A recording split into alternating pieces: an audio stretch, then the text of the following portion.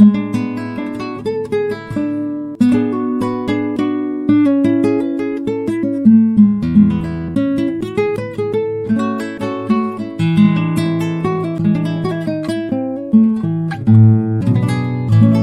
Cedarburg Public Library Radio.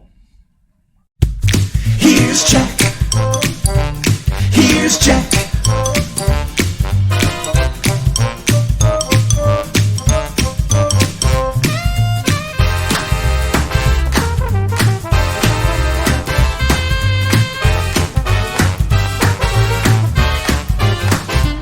Here's Jack. Here's Jack.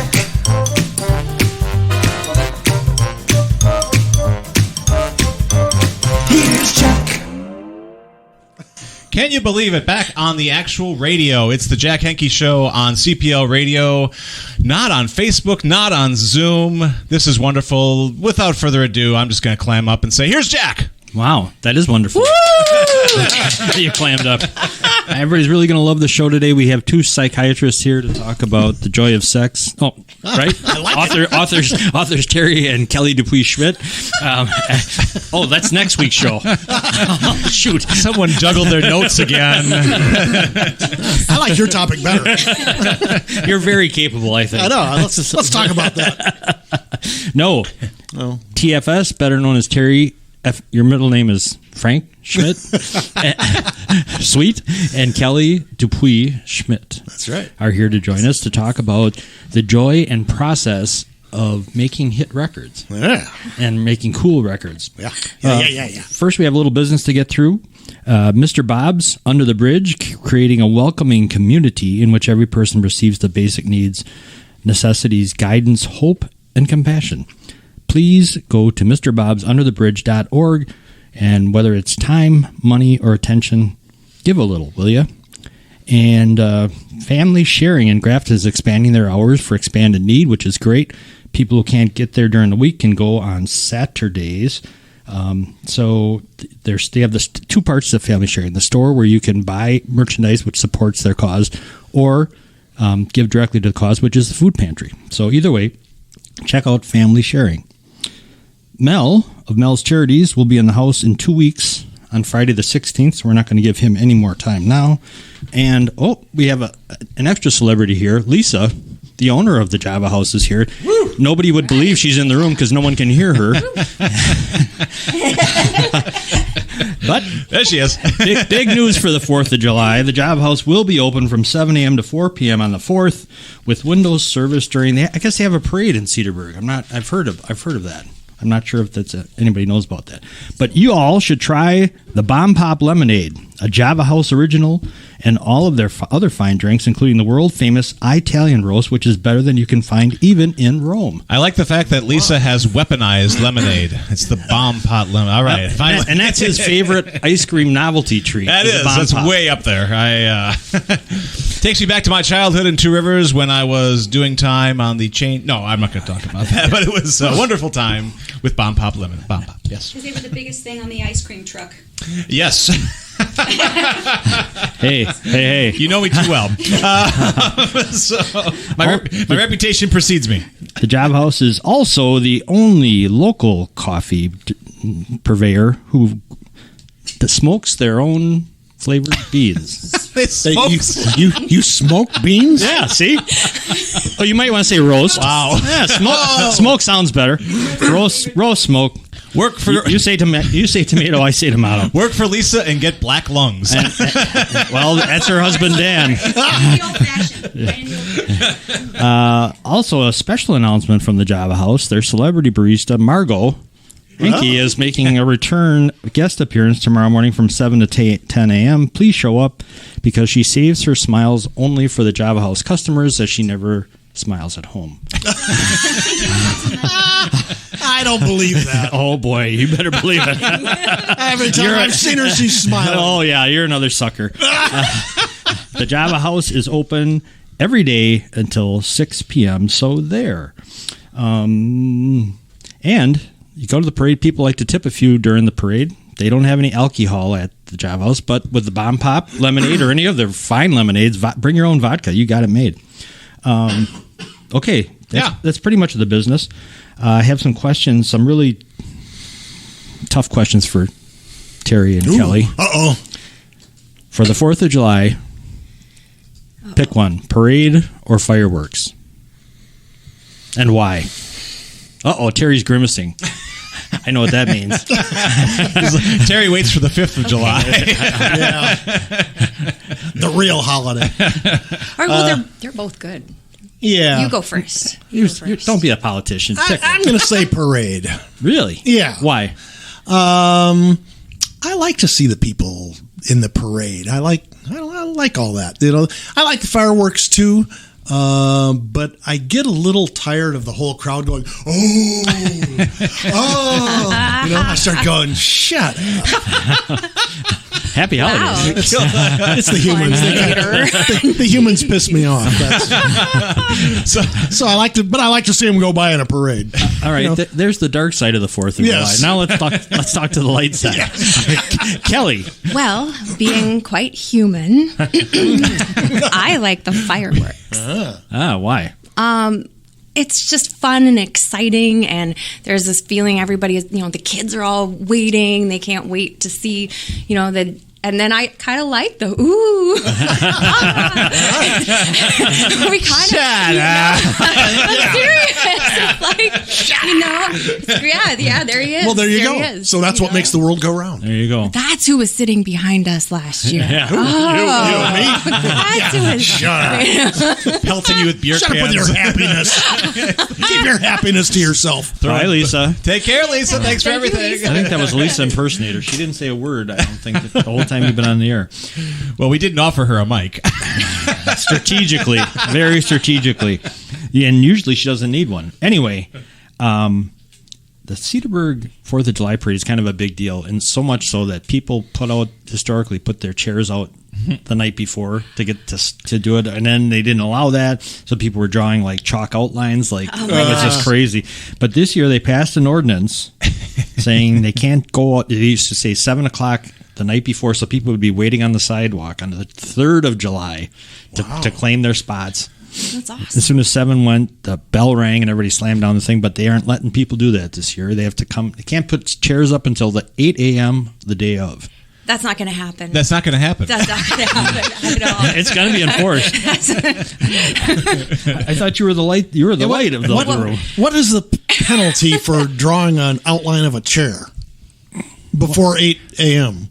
In Cedarburg? Yeah. Oh, that's at least 2 years. Yeah. Yeah, hard time. What if you're just like That seems a bit harsh. They will confiscate your chair and put it at the chair. You have to go like the car lot. They have a chair lot. Yeah. It's like, and there's a fine. It's like when your car gets towed. Yeah. What if you just put like I heart Cedarburg and then your initials? That's 3 years. Small. Yeah. Hard time. Graffiti. This is a tough town. American flag, it's something. Wow. That's rough. Man. Yeah. You can't tag the sidewalk in Cedarburg. Are you insane? We do stuff like that in Waukesha all the time. Well, Waukesha. All right. Hey, don't diss Waukesha. Hey, we just Cedarburg. We just everybody. Get in line. We have a river too. Wow. Jeez. We don't have a river. We got a creek. What's great about Cedarburg though is that if you spit on the sidewalk, it's a $50 fine, but if you throw up, it's free. I've discovered. So that's actually how exactly did you come by this knowledge? What are we talking about? Have a lot of taverns. Out here, sir. Wow. He was brought up on the mean streets of Two Rivers. Yeah. That's a tough town. That's the hood, isn't it? Don't make me use my bomb pop. Sorry. Go ahead. All right, July. This is the first show of July. You believe that? Absolutely. Year's halfway over. And July is, believe it or not, National Hot Dog Month. Shocking. That's why we're here. Yeah, exactly. National Hot Dog, the National Sausage Council, yes, there is such a thing, estimates They threw me off. that Americans will eat 150 million hot dogs every 4th of July. I think I'll have one. Do you like hot dogs? I do like hot dogs. I've been craving a hot dog lately. Well, when you get a hot Chicago dog, absolutely. yeah, okay, Yeah. that's the next question. Yeah. What do you put on? What are the condiments? Do you like hot dogs? Yeah. I'm pointing at Kelly. Yes. Bulldog, hot dogs, Bring them on. Doc. Oh, indeed. Oh, indeed. Oh, indeed. Okay, and I do too. Now the real question is whether you get to if you answer this correctly, you get to stay in the room. If not, you have to leave. To leave with Lisa. Uh-oh. Do you put ketchup on hot dogs? Ooh. That's one of the things I would put on there. You're out. So nice to have Terry Schmitt on the show this week. Drive safely and Ketchup. I'm going to Waukesha. That's where they put ketchup on. They're free to put ketchup on their hot dogs. I put mustard on there. I put ketchup on there. At least. I really like chili on there. That's what. Oh, nothing chili? wrong with that. That'll Cheese? work. You get me a chili dog, boy, I'm in heaven. Are you? What about you, Kelly? Ketchup? Well, before I get kicked off the show, Answer it freely. my daughter likes nothing on her hot dog. Wow. So she should have come today. They must be good. Yeah. A dry dog? A dry I dog? guess so. What kind of dogs do you make? What brand of dog do you make? What brand? Yeah. Can I say that? Sure. You can say anything. Are you kidding? You know- we got F-bombs. People saying shit and son of a bitch and all kinds of things. You don't have to worry. Thank you, Doc. Save my bacon. All right. It's got the hand on the reverb. Excellent. Oscar Mayer, it's got to be an Oscar Mayer. Okay. All the Cool. way, yeah. What do you like on it? Everything. I like everything. Ketchup? Yeah, just no onions. Sorry, I onions. like ketchup. Ketchup, yeah. ugh. You gotta have ketchup. And maybe not. I'm not so much into like the chili. Like my husband likes chili dogs. I'm not like, no. Mm-mm. Sorry. Can't So do you're chili. the odd man out here. Yeah. No, I'm not. Yeah, I'm the odd man in. Bulldog, what do you say? What do you like on your dog? Well, you know which hot dogs I'll be purchasing. Hebrew National, of course. Because they answer. Chew dogs. They answer to a higher power. I know that a rabbi had his hand. Well, never mind. We are not worthy. Do they have? Is there pork in a Hebrew National? What do you think, Jack? I'm asking. Oh my gosh. You were telling me you call him Hebrew National. Yes. Just so I can get my bar mitzvah revoked. There's a lot of pitfalls in your life, aren't there? Hourly. Doc, what do you put on your dog? I'll go with Terry. Chili and cheese. There you go. I'm a mustard and onions guy, and relish is okay. It doesn't. I don't add a like lot. relish very It doesn't much. add much. Yeah. I don't think anybody likes relish. I've never met a relish fan. You meet someone on the street who's like, my life is based around relish. You just Uh-oh. walk the other way. Kelly's putting her head down again. Uh-oh. We You found like her. relish? You found it. We I found like relish. 4 out of 5 don't like relish. We found the fifth. I've never fit in. She relishes it. Total outcast. All right. So on this show, we are all about food. We cover chunky or creamy. We cover pizza toppings. We cover condiments for hot dogs. All the important shit that people need to know. Okay. Anybody else got anything on hot dogs before you move on? Not a bit, but you were mentioning national weeks and days of the year. I'd like to actually make a new one here for the Jack Henke show. I wonder if we can throw that out there. It's exciting. So this is a birthday today of a giant. I would, put him up there. You got Washington, you've got Lincoln, you've got Franklin. Today is the day that a man named Ken Curtis was born.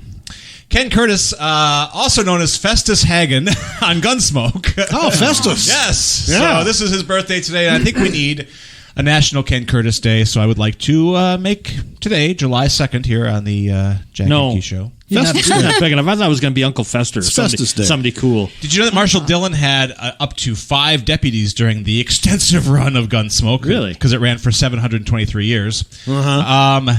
Festus held the role the longest, 11 years, and there were 304 potential Festus episodes for us all to enjoy on this day. He was patterned after a man from Ken Curtis's hometown named Cedar Jack, and Cedar Jack was an interesting guy. He lived 15 miles south of town, made a living cutting cedar fence posts. So there's a little Cedarburg connection there, I guess.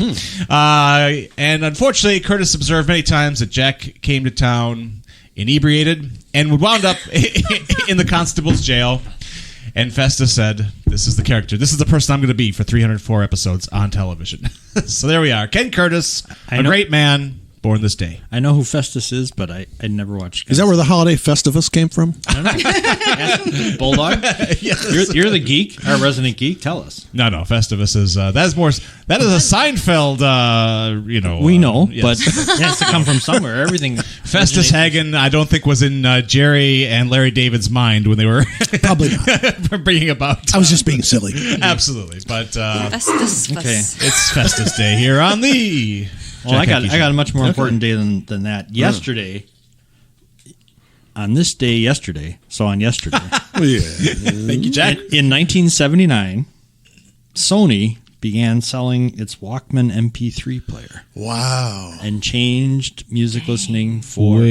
Wait a minute, 42 Jack. minutes. We have some problems here. So, a Walkman would be a cassette or a CD. I don't think Sony had anything to do with the MP3 side of things. So, I think you may have some cross lines there, sir. Historically speaking, No.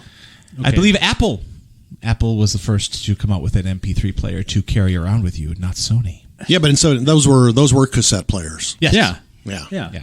The Walkman was a cassette player. Yes. Yeah. Absolutely. You said MP3, Jack. So I thought I would correct Oh, it did he before, say? Oh. before the letters come pouring in. Oh yeah. The phone is lighting up. As soon as you got off the show, you'd start scribbling your note saying, "Wait a minute, wait a minute." I am wearing object. my object. my nerdy library shirt, so I have to use it. Okay. Well, speaking of music Yeah. and how important music is, we have some guests today. We do.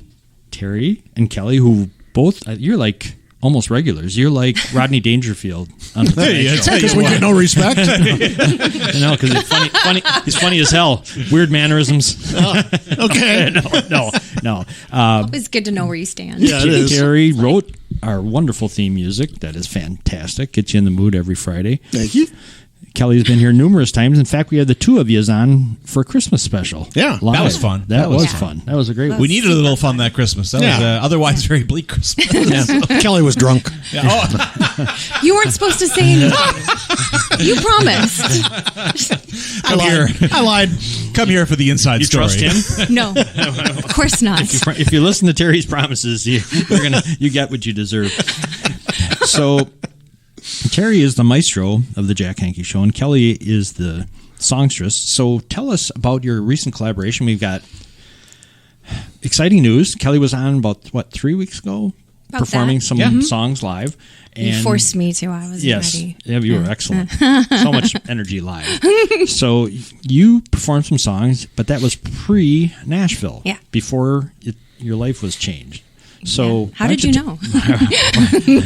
why don't you tell us about the trip? And actually, in all seriousness, tell people how this happened and like what happens. We're interested in what happens and how you make a record.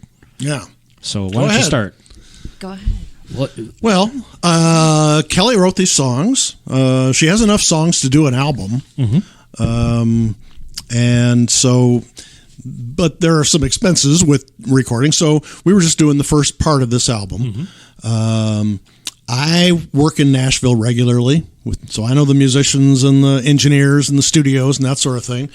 So as we talked about it and the whole project evolved, we decided to record her songs down in Nashville, use the people that I know down there. And so Kelly was creating the charts for the session and, kind of finalizing the demos and all that kind of stuff. And we can go into that in detail if you want. And I got the talent lined up in the studio and the engineer and all that. And so we went down last Sunday, week before this last Sunday, flew down. Then Monday morning, we got in there for a 10 o'clock downbeat and started recording her songs. She was singing live in the booth.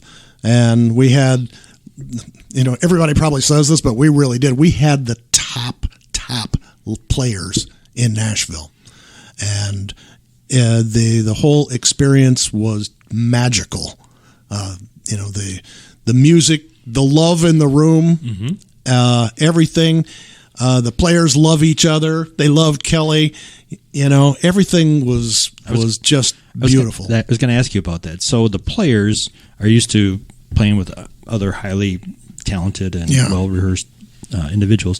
They didn't know Kelly at all, besides what you do. Right. How did that interaction go? We're talking about you like you're not here. But please tell us go what on. was, how did It's they like fine. the songs? They loved the songs. And these guys know songs. In fact, I remember the first we played, you got to start somewhere. So the first thing I like to do is get everybody in the control room and play the first demo. What's the control room? Control room is where the mixing board is, and that's where the speakers are, and all that kind of stuff. And there's a wall between the control room and the studio, which is where everybody's playing. Because you don't want any extraneous sound getting into the microphones that'll wreck the recording. So they put a wall between, and you create this control room. But the wall, there's a huge glass window, so you can piece of glass. Yeah. So there's nothing like a piece of glass. So there's a great piece of glass. Yes. The control room is where the engineer. Tell us what the engineer is. The engineer is responsible for choosing and setting up all the microphones. There's a real art and science to that. You might think, well, you just stick a microphone up in front of the guitar player. No, you have to know what microphone to use for what player, what instrument he has, and you have to know how to mic that, because certain instruments sound better if they're mic'd in a certain way. So you as the engineer need to know not only what mic, but how far from the guitar should that microphone be. Mm-hmm. And sometimes they'll put a mic over the guy's shoulder, for example. So it'd be two mics on him. There are all kinds of techniques for this, and the top engineers know these techniques, and that's why you need a top flight engineer with that kind of experience to make sure he's getting the right sound on every instrument. On the drums, there's a microphone, at least one microphone on every tom-tom, the kick drum, the snare drum, the hi-hat, every cymbal. There are microphones hanging high in the room to pick up the ambience. Mm-hmm. They call those overheads. Mm-hmm. And so the engineer then takes his place at the recording console and runs the computer, is making sure that every instrument, what they're playing, is being recorded at the right level. You don't want it, if the level is too low, you get noise, and you don't want noise. You want a pristine sound. You want as pure sound on each one of those tracks as you can get. And so there's a lot to that. Mm-hmm. And we just have one of the best engineers in the whole world working on our stuff. And so he, once all the microphones and everything are in place, and we start recording, he's in the control room and he's running things from there. So this, like what people see in the movies or on commercials or on TV, is really how it looks. For like, if someone walked in, they would say, well, they got a guy in front of a electronic board with a million knobs and sliders on it and everything. Yep.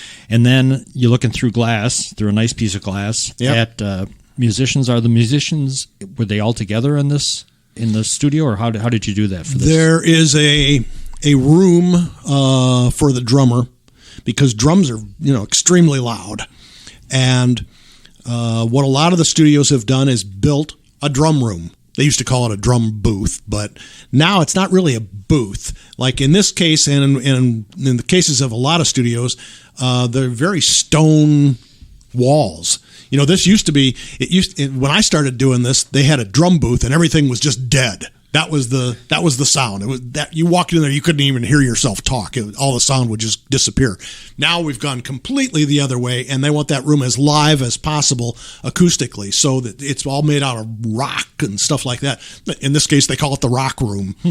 And so the drummer has his kit in the rock room, so he is segregated from the rest of us, so that the noise from his cymbals and his drums and everything aren't bleeding into the piano, for example, which is also in its own booth, which is where I was. Mm-hmm. So I'm right next to him. I can see him. There's a window between us, but what's getting into the piano microphones is not getting into the drum microphones. So the engineer has control over this stuff. As a musician, are you able to hear the other instruments? Oh, yeah. So even though they can't hear you live, they can hear what's being recorded. Yep. Correct? Everybody can hear everything in the headphones. Cool.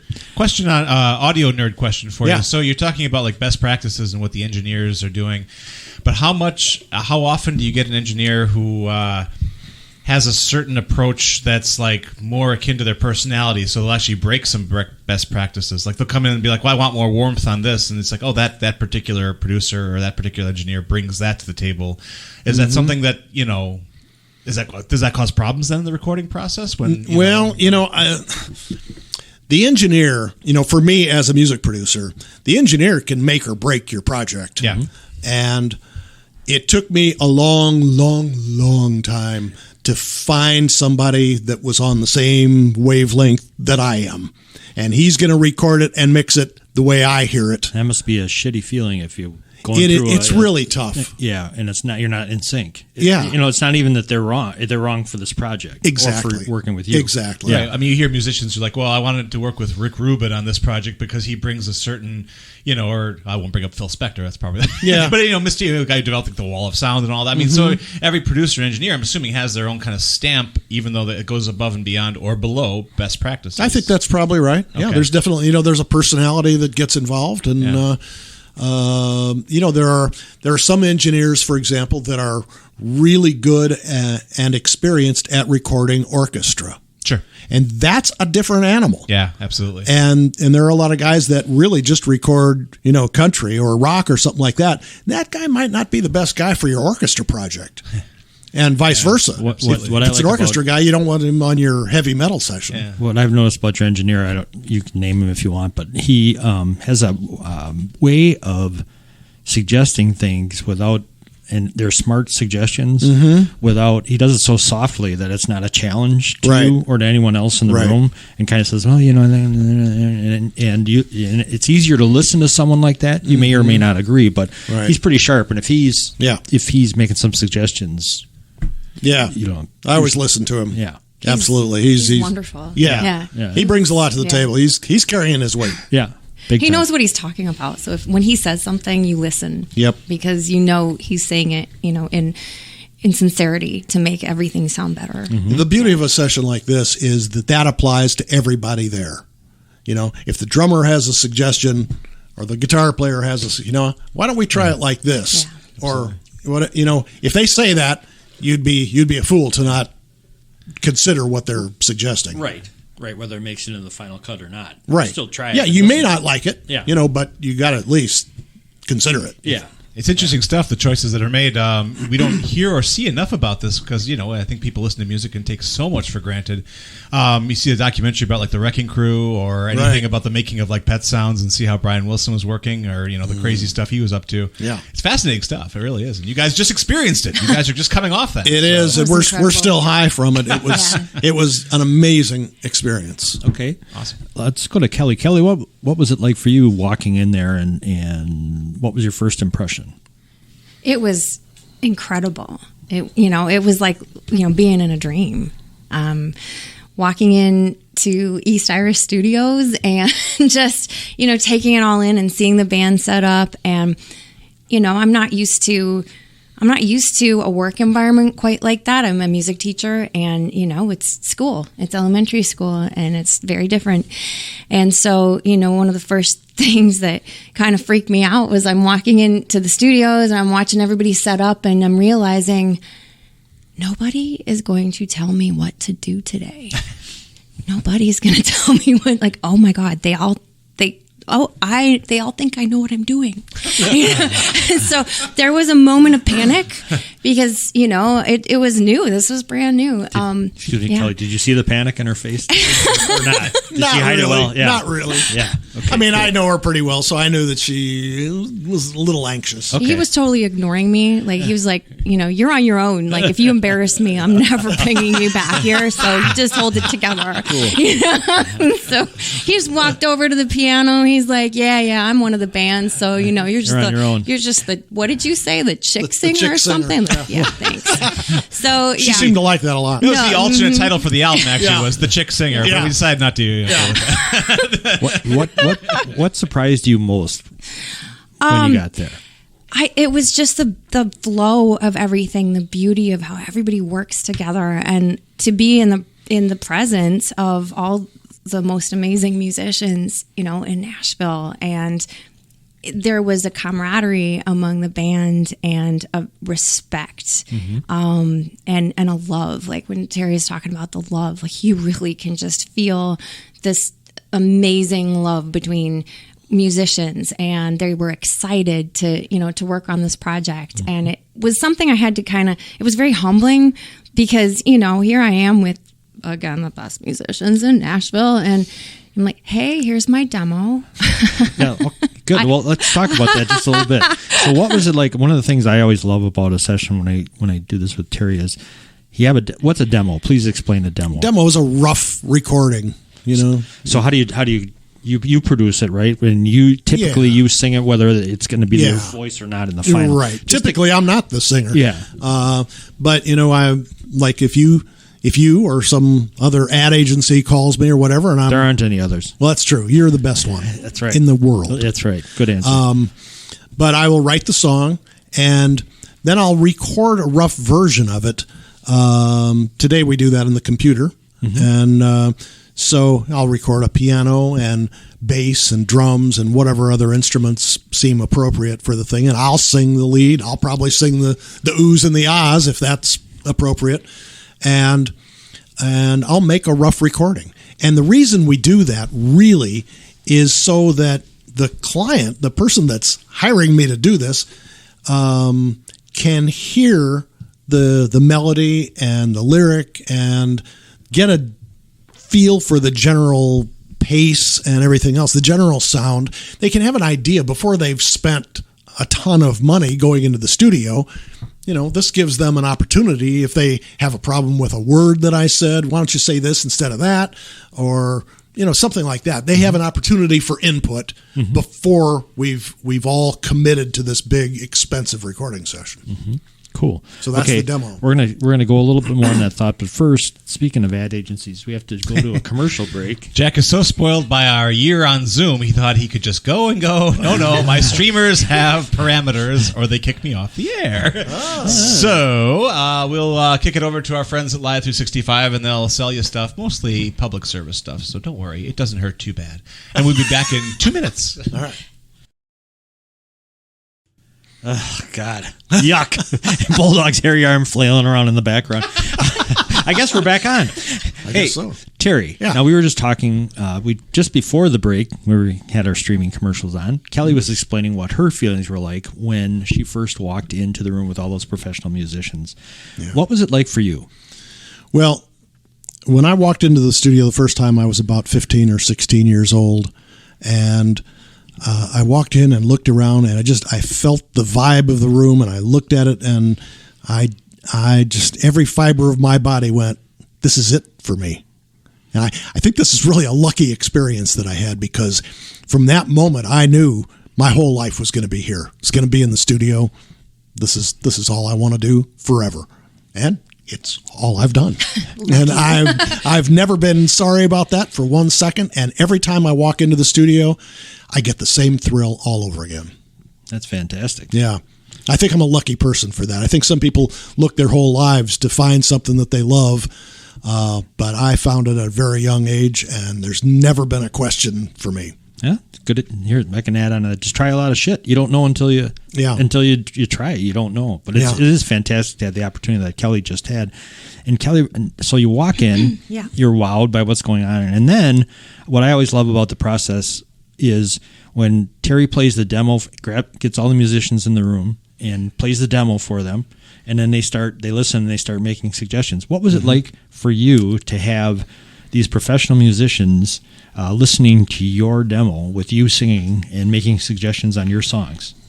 It was very humbling, and it was very exciting. It was just heartwarming at the same time, because, I have some wonderful friends and family who have listened to my songs and, and been very gracious and kind about it. And I had a chance to play them for you, Jack. Mm-hmm. and, to be sitting there and watching these guys following along with my charts and, which Terry helped me with, and my music, it was was amazing. Okay. And there's hold on, just one, because so when you say charts, what are the charts? And Terry helped you. Please explain. Everything that, you write a song, you have to write the music to go with it. And if you want a band to play it, you got to write out the music. And, I have a degree in music, so I know how to write music out. But there's specific ways to doing this for different types of bands. And so because Terry is familiar with that and he writes for bands a lot, he helped me out with this. It's kind of a new style for me. So the charts are basically, a guideline for the musicians, and especially for these guys, what was fascinating was they listened to my demo once and they knew what to do one time. Mm-hmm. And if I had not given them a chart, they probably would have been able to do this, but if you want something specific in your song, if there's something you really want to communicate and you want them to communicate, then you need it in your chart, and you need to be able, to tell them where it is, how to do it. And, it was really great because, the first song that we did, they were chatting after listening to the demo, and they're like, okay, so Diamond here, okay, and then John, why don't you go and do a little solo there? Mm-hmm. Okay, let's do this, let's do that. And they were just speaking my language. I was like, yes. These are my people. Yes. I was like, this is exactly what I wanted to do. And then they played it. I couldn't even sing like the first song. We're doing Freight Train. I'm like, I can't even get the words out of my mouth because I'm hearing what I'm hoping to hear in my music for like the first time in my life. And that, talk about life altering. I think that was like walking in the studio knowing, okay, my life is changing today. Mm-hmm. And when I walk out of here, it's going to be different. And so like every second of being in that was like life altering.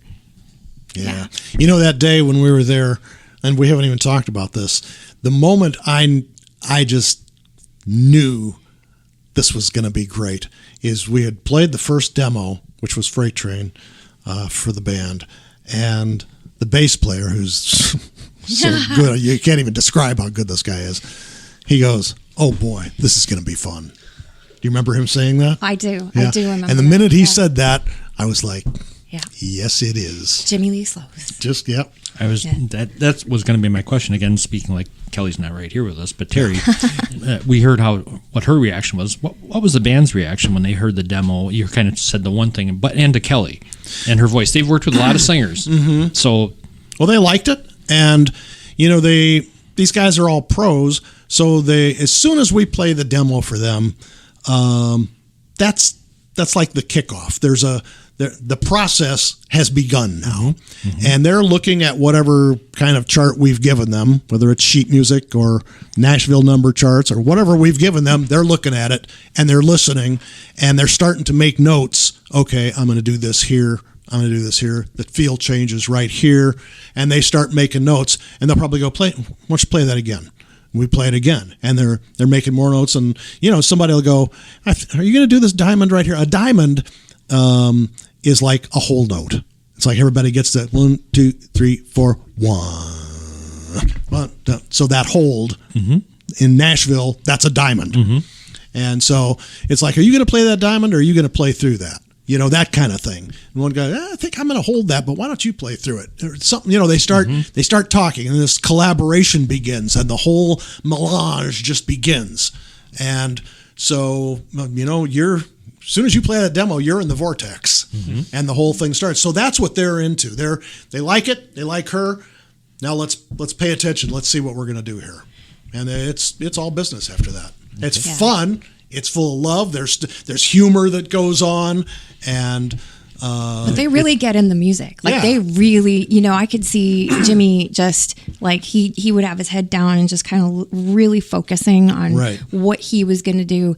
All of them were doing that, and even when I would play the demo and then we'd talk about it after, and okay, so is that what you want there?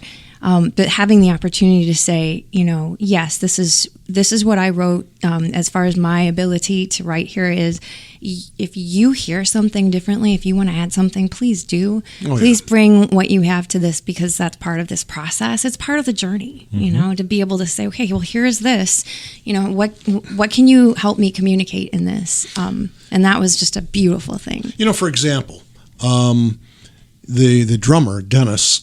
I think when we finished listening, it was either that or one of the other demos. He goes, "You know what, Mills? Mills is the engineer. He goes, Mills, I'm going to change snare drums for this. So, in other words, I'm going to put up a new drum. You might want to pay attention to what microphone you have on that, or how far away it is, or how you're doing this. And he's going to change to these hard brushes, which he calls a broom, rather than the stick. And so he's going to change his sound a little bit for this song. And he's notifying the engineer of that, who's going to probably make some little adjustments. So they're thinking, how can I make this better? How can I make this as good as it can be? And so when you've got top flight people trying to make it as good as it can possibly be, you've got a pretty good combination going. Yeah, and you're hearing everything that they're individually bringing to your music, which was just... at that moment, I didn't even think of myself as a singer. I was just so thrilled to hear this band interpreting my music. And it became really clear kind of throughout the process, too, that, every time we would come back to the control room to listen to a take, they were really focused on making the best music possible. Right. That was also very humbling, so it was just, wow. Yeah, they might come back and somebody might go, you know what, I need those middle 4 bars right there. Because they just, there's nothing wrong with it, but they just know that they could have done something a little bit better. Yep. Or they got a cool idea when they were listening back to it and went, I wish I'd have done that. You know what, Mills punched me in at these 4 bars. I'm going to go redo that. And, so you've got everybody really trying to make it as good as it can be. And then you don't have, at the end of the day, the finished song. No. Because you have all the parts. Right. And then you get into the whole mixing thing, which we can go on and on, which we can cover. But let's talk about the song and how it came about, why it is what it is, and then let's listen to it. All right. Well, the song is called Say Goodbye, and it's a song that's reflective of this journey that I've been writing about and hyping about for the last year or so. And, it started a long time ago. The first line is reflective of the years I spent in Toronto, Canada at the University of Toronto. And it says mile after mile on the Bloor subway line. Well, that's a line on the subway in Toronto. Mm-hmm. And I traveled that many times back and forth to school. And looking at all the people, I like to watch people, not creepy, but I know what you're thinking. Okay, I know what you're thinking. We weren't thinking that, but now that's all we're thinking. God, lock your doors, Cedarburg. Is everybody was the barn door okay? Come on. I see you over there at the post office. So anyway. The post office, for those who don't know, is right next to the library. The window and Kelly's watching the post. Straight shot over. Lift these big sacks like watching the post of mail. So we're back on the subway. It's Toronto. It's like, I'm not going to say how long ago. And, you're watching people and you're, everybody on, you're taking it to work. You're going somewhere, you're doing something, you're visiting somebody. And, there's so many stories on a subway that you can pick up on. And so that kind of started out the wheels turning. And I'd written that a long time ago, and it didn't come back to me until, this year. And I picked up writing again, and then Just Say Goodbye came, and I realized, it's kind of like that on a journey. Like, you have to be able to say goodbye. You're not, sometimes saying goodbye is saying hello. Sometimes, I think there's a song about that. That's deep. But, You're very deep. Yes, thank you. And it's reflective a little bit of my childhood and growing up in Canada in the countryside.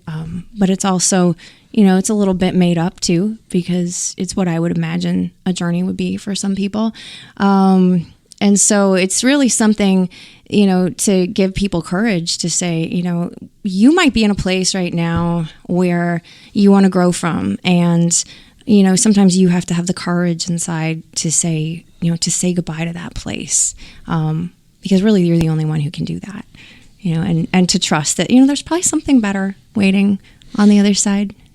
And I want to tell you something too, and I won't give it away, but in the session, something very interesting happened when we were recording this, and it happens like at the end of the song.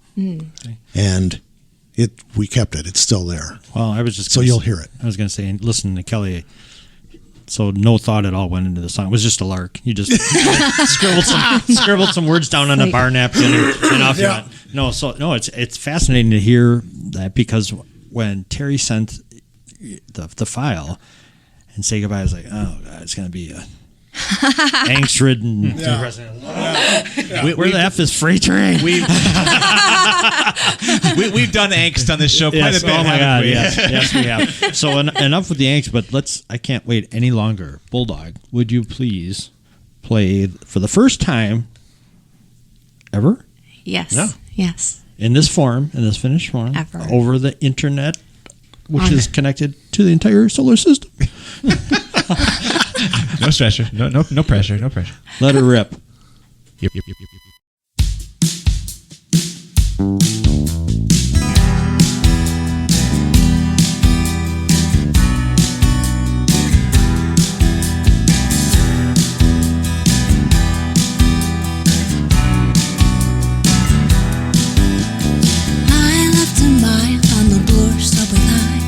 Looking for direction, she was searching for a sign.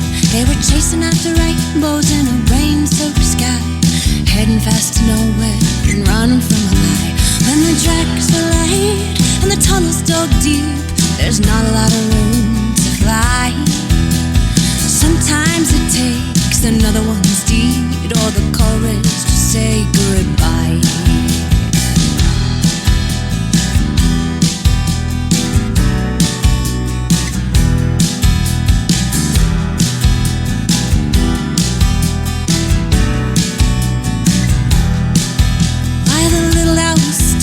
With her dark, loving eyes, her wings cut short so she never could fly. Out of her broken home, there was wisdom in her song. Maybe it was just a vision of another day gone. When the tracks are light and the tunnels dug deep, there's not a lot of room to fly. Sometimes it takes another one's deed or the courage to say goodbye.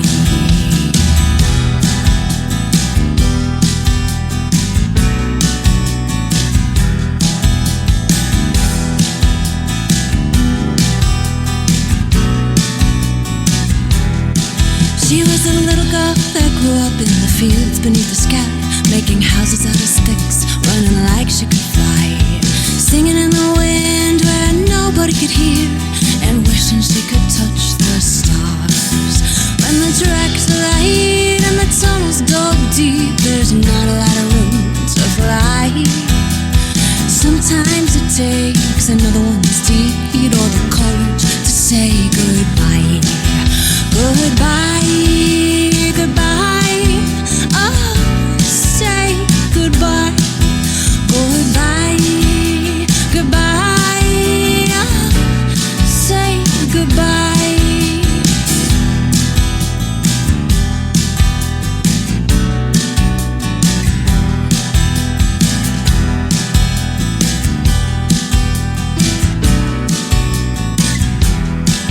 Like the water runs deep with the weight of the ice, the snow falls thick, now they'll never think twice. When the season's cold, the next one, and the sun begins to rise, maybe this day or the next one they will open their eyes. When the tracks are laid and the tunnels dug deep, there's not a lot of room to fly. Sometimes it takes another one's deed or the courage to say goodbye.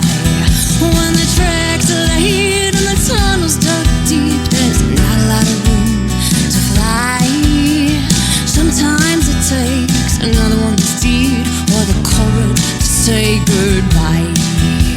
Sometimes it takes another one's deed or the courage to say goodbye.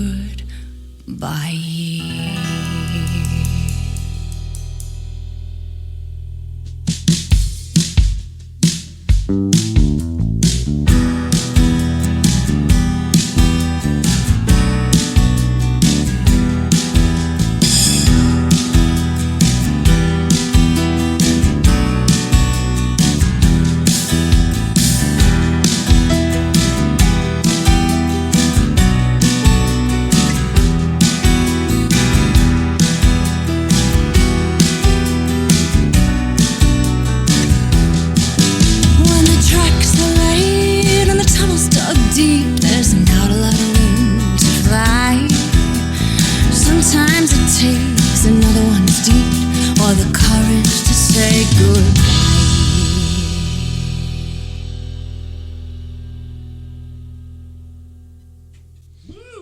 There it is. Fantastic. That was so amazing. cool. That It's a was nifty so cool. little piano solo in Very there. cool. Yeah, I wonder who that fantastic. was. You know, it was so cool because when we were doing the session, that kind of double ending there wasn't planned. And so I was like, what are they doing? Oh, did I forget something? Make it stop. The song ends, and then the drummer just does that thing, and the bass player came right back in. I'm going, shit, so I'm going to start playing. Yeah. So we all started playing again. Now it's not on the page at all. Now That's great. everybody's just playing. So it's just she starts singing. It's just a jam band thing all Exactly. of a sudden. Yeah. That's great. Exactly. It's fantastic. Yeah, Super fun. Happy accidents. Yeah, when I Yes. first heard it, I was like, Yeah. oh, that was good. Hey! Yeah, Doc was headed for the button. I'm like, no. I know. That's what's going to happen. That's we left it in because that was part of the energy of that Yes. whole day. So they spontaneous. just kept wanting to play and play and play, Right. and like that part with the. I mean, I love the bass in this. I mean, I love all of them. All of them are just so incredible. But this song, I had actually really thought about the bass part for this, and when I played it for Jimmy Lee Slosin, he's like, "Did you write that?" Yeah. And I said, yeah. And he's like, best bass player in Nashville. He's like, it's pretty good. Yeah. And I was like, well, thank you. It was really cool, but he did exactly, what I wanted and then some. Yeah, if you listen to And the he bass just- part through that whole thing, it's Yeah. really good. It is. Yeah. It is so it's the first important. instrument that sticks out Yeah. Yeah. to you amongst all of them. Yeah. I mean, they're all stand out, but But that's what that was for this song, this was, the bass is kind of like the heart Yeah. of this song. It's like the blood flowing in the song. I guess Dennis is kind of the heartbeat. That I have to give that to Dennis. He was awesome, especially his count-offs. But the bass too, like that was just it's like this blood flowing through everything, and it's just so great. So Kelly, how much instrumentation did you actually do like on that track? I mean, because obviously you're focusing on your vocals more than anything, and you've accompanied yourself for so long. Could you just turn the bulk of the instrumentation to the folks in the room and just focus on your vocals? Yes. Nice. Yes. Very nice. That was such a gift Yeah. for me. That was so lovely because usually I stumble through my own instrumentation, and to have these guys playing, not just like they weren't just backing me up, like they were playing with me, and it felt so symbiotic. We were just, everything was grooving. So yeah, that was beautiful. I could see that being beautiful. addictive. Yeah, That's a good word for it. It is Very addictive. We've both talked about it since we've been back because the whole experience was, I used the word before, but it was magical. And it really was. And what I've said to Kelly a couple times, nothing makes sense since I'm back here. that's Especially since you walked in the this Bulldog. Especially since you walked into this room, I'm sure. Especially today. Well, we know we're going to go back, and there's a lot more music coming. There's a lot of great stuff coming. Terry has some awesome, amazing stuff that just absolutely puts me to shame. But actually, I have to say, like, there's been stuff that he's written this year, and he sent me a demo, particularly one that got me through a lot of really hard times. You've never had a hard time. Yeah. Give me a break. Well, I try to cover it up, I'm just right? kidding. No, it's fantastic. Yeah. And so, like, just that music is, when you find people that speak your language, it's a language, right? Like, and it's just something you want to hold on to. It's and a level of understanding that can't really be. You can't make someone understand it. Either they do No. or they don't. Yeah. It is really something, the bond that forms within the people in that room. And it's like in that one day, you all became family. You all became blood brothers, Exactly. and sisters. And you are just, yes, and sisters. And you are just bonded to each other. And nobody outside of that bond Gets can it. quite Yeah. feel the same thing. And listening to that song after hearing you talk, I mean, the first time I heard it, I thought, oh, that's just, the quality is there. It's grooving. But when Kelly just said, it's not just, there's not a singer. It's not like the Kelly song. It is like the Kelly and everyone playing together. That whole thing is so, the unity of that thing. So you were the only one singing, but I heard everything else too, which was cool. Yeah. We try to keep, I like the instrumentation. There's, only 4 instruments, and, you can hear, well, 5, including voice, and you really hear everything, which I really love.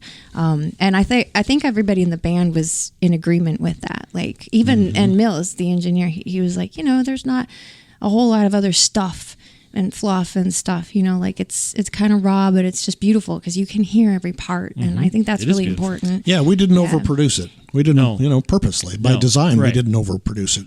And yeah, Mills made a comment about that. He's like, so many people in Nashville would fill every hole there, so there'd just be constant action going on. We just didn't do that. No. We kept this much it's lean.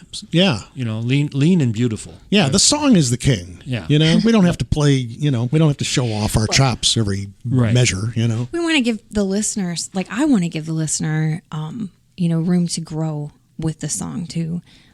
Because it's a message that I want to get out to people. And I want people to feel not just I definitely want the listener to feel the energy in these sessions because it is something fantastic, but also the message that, there's room for them. Mm-hmm. That's fantastic. So, Terry, I think this is to you. Why did you mix this? Are the other ones mixed? No. Why did you mix this one first? It was Mill's choice, to tell you the truth. Random. He's a very, very busy engineer, being like the top guy in Nashville. Yeah. And, he works on the albums of the stars down there. Well, he knows Steve Earle, who was like my freaking hero. So I was talking to Steve Earle, like, shut up, you talk to Steve Earle. Yeah. Now I'm going to say, shut up, you talk to Kelly Dupuy, Schmitt. I know. But so he chose. Yeah, I think he's working on Toby Keith's album right now. Yeah. And so we're just kind of trying to fit in the holes where he's got. Gosh darn it, Toby! Why are you taking so long? Than him. Yeah, really. I don't know why they're doing his first. Jack, it's getting late in Denmark. 1:00 is approaching, and I have and the clock is king. We're in Hooterberg. Yes, we are. not Denmark. Oh, right. Sorry. So, all right, real quickly, how much time do we have, Bulldog? -3. Okay, so we have limitless time. Kelly, how do you have a GoFundMe, yes, right? Yes, how indeed. do people find that? Yes. Because the GoFundMe, process is ongoing? It's ongoing. If you go to GoFundMe and you just do a search on Kelly Dupuy Schmitt, or maybe even easier, Freight Train, because that's the title of my fundraiser, Music Teacher's Journey. You can go on there and donate, and it's be really appreciated because this is a heck of a lot of work, and we're fueling it with everything we got. But any donation is helpful. Yeah. Okay. It is expensive. It is expensive. You went the best. You got to pay. It's pretty crazy. So, Kelly, one last thing.